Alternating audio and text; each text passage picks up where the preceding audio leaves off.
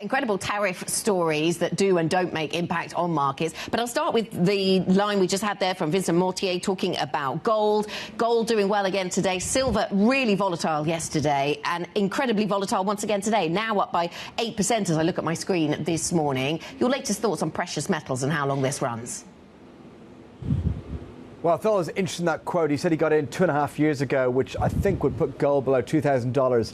So he's up 150% in that trade. So no wonder he thinks it's good.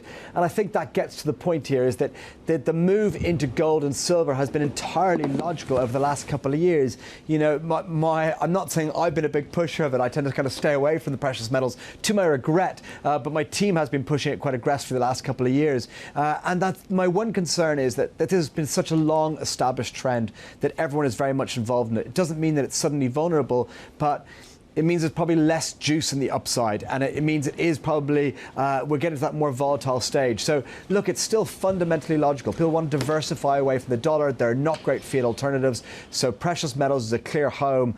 With the price action right now, if you haven't been in for the last 2.5 years like a Monday, I'm not sure this is the time to suddenly get involved enthusiastically. Mark, morning, it's Guy. Is every day Taco Tuesday now? Certainly today was really quite incredible, where we started the morning in Asia with these 25% tariffs on Korea was the headline, was the threat from Trump. And Kospi finished up 2.7%, really quite incredible. And this comes in the back of, you know, what's happened around Greenland, the threat of 100% tariffs in Canada over the weekend, which Canada seems to be kind of shrugging off. So suddenly everyone's no longer as worried by these tariff threats. Now, it's really important before people get too carried away that, hey, wait a sec, if 25% tariffs on Korea got a 2.7% gain, what would happen if they got 100% tariffs?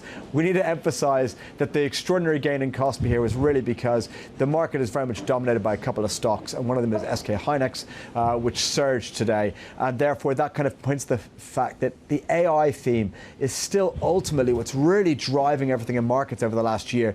Not so much the geopolitical noise. The geopolitical noise causes all the disruption, and that's what traders need to care about. But for long-term investors, they need to care about the AI theme, and that's what's driving the Kospi.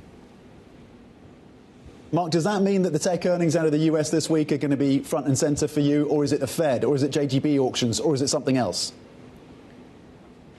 So, again, it depends what your time span is. So if you're an investor, you want to check those earnings. Do they still say that we're in the inflationary stage of the AI bubble, which I think we are in? As we've talked a lot about, Tom, going to the end of last year, I think the macro backdrop for global stocks is incredibly good. As you know, I think the rest of the world continues to outperform US stocks. But generally, we've got good growth. We've got fiscal expansion almost everywhere. You know, the AI theme is still in the expansionary phase. So I think as an investor, it's still a big positive macro backdrop. From a trader, I think there are a numerous number of risks in the short term. And this is why I think the volatility we're going to see it increases. So I'm very wary of the JGB auction tomorrow, probably more so that than, in fact, than the FOMC. And I don't think earnings will be a big driver for a trader because I don't think the AI bubble blows up this week.